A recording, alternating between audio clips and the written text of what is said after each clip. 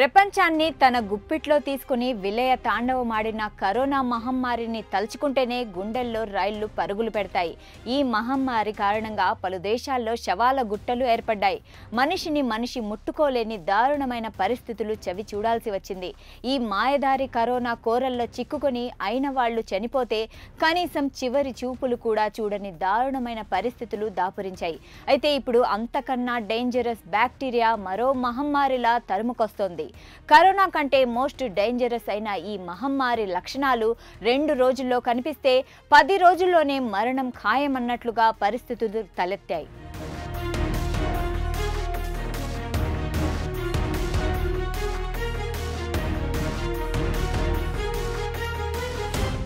ఇప్పటికే న్యూయార్క్లో చాప కింద నీరులా పాకుతున్న ఈ బ్యాక్టీరియా నెమ్మదిగా మరణ మృదంగాన్ని మోగిస్తుంది. న్యూయార్క్ నగరంలో లెజియోనైడ్స్ అనే అరుదైన వ్యాధి డేంజర్ బెల్స్ మోగిస్తోంది. చాలా తక్కువ సమయంలోనే పెద్ద సంఖ్యలో ఈ వ్యాధిని బారిన ప్రజలు పడుతున్నారు. న్యూయార్క్ నగరంలోని భవనాలు, కూలింగ్ టవర్లలో వ్యాధికారక బ్యాక్టీరియా గుర్తించడంతో అక్కడ పరిస్థితులు దారుణంగా తయారయ్యాయి. దీంతో నగరంలోని నివాసితులు అప్రమత్తంగా ఉండాలని ఆరోగ్య అధికారులు అలర్ట్ జారీ చేశారు. అయితే ఈ బ్యాక్టీరియా కరోనా కంటే చాలా ఫాస్ట్గా వ్యాప్తి చెందుతోంది. దీని లక్షణాలు కూడా చాలా స్ట్రాంగ్గా ఉంటున్నాయి.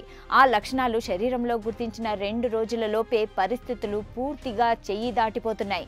శరవేగంగా శరీరంలోని అన్ని అవయవాలకు పాకిపోతున్న లెజియోనైడ్స్ బ్యాక్టీరియా మనిషిని 10 రోజుల్లోనే మరణానికి చేరువ చేస్తుంది.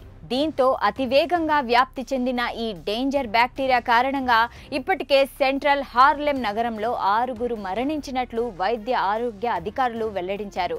ఇక 100 మందికి పైగా ఈ వ్యాధి సోకినట్లు నిర్ధారించబడింది.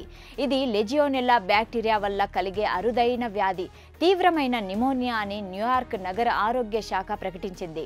ఇది వేగంగా వ్యాపిస్తుండడంతో నగరంలోని పలు ప్రాంతాల్లో, భవనాల్లో, ముఖ్యంగా కూలింగ్ టవర్లలో వ్యాధికారిక బ్యాక్టీరియాను గుర్తించారు అధికారులు. అయితే లెజియోనైడ్స్ వ్యాధి అనేది లెజియోనెల్లా అనే బ్యాక్టీరియా వల్ల కలిగే తీవ్రమైన ఊపిరితిత్తుల ఇన్ఫెక్షన్ అని ఆరోగ్య నిపుణులు అంటున్నారు. ఈ బ్యాక్టీరియా నీటిలో లేదా మట్టిలో కనిపిస్తుంది, శ్వాస ద్వారా శరీరంలోకి ప్రవేశిస్తుంది.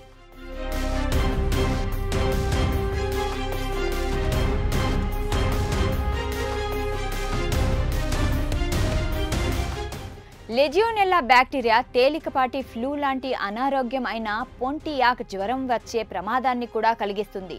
పోంటియాక్ జ్వరం సాధారణంగా దానంతటా అదే తగ్గిపోతుంది. అయితే లెజియోనైడ్స్ వ్యాధికి చికిత్స చేయకుండా వదిలేస్తే అది ప్రాణాంతకంగా మారే అవకాశాలున్నాయని వైద్యులు హెచ్చరిస్తున్నారు.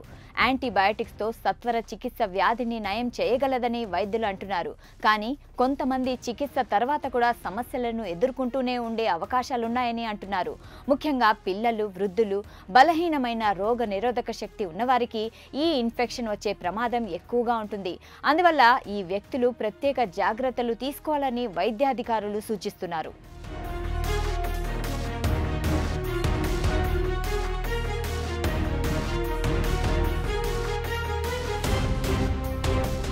ఇక ఈ వ్యాధి ప్రధానంగా ఊపిరితిత్తులను ప్రభావితం చేస్తుంది. అయితే ఇది గుండెతో సహా శరీరంలోని ఇతర భాగాలలో కూడా ఇన్ఫెక్షన్కు కారణమవుతుంది.